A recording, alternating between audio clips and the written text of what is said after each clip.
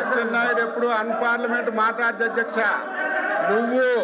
మీరు గత ప్రభుత్వంలో విద్యాశాఖ మంత్రిగా ఉండి 5 సంవత్సరాలు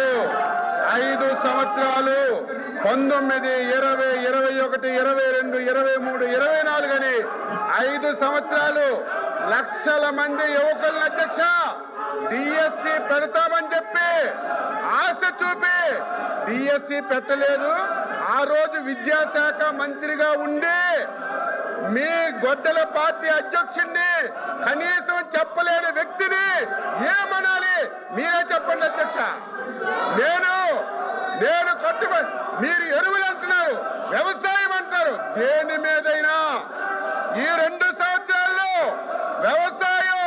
వ్యవసాయ అనుబంధ రంగాలు ఏ శాఖ అయినా మీ పాలన మా పాలన చర్చించడానికి ఎన్ని రోజులైనా సిద్ధంగా ఉన్నాం. దద్దం అనేది అన్పార్లమెంట్ అయితే చెప్పండి అధ్యక్ష. దద్దం అనేది అన్పార్లమెంట్ అయితే చెప్పండి, క్షమాపణ చెప్తాను, నాకేం అభ్యంతరం లేదు. చేతకాని వాళ్ళని దద్దమ్మలు అంటారు. మీరు విద్యాశాఖ మంత్రిగా ఉండి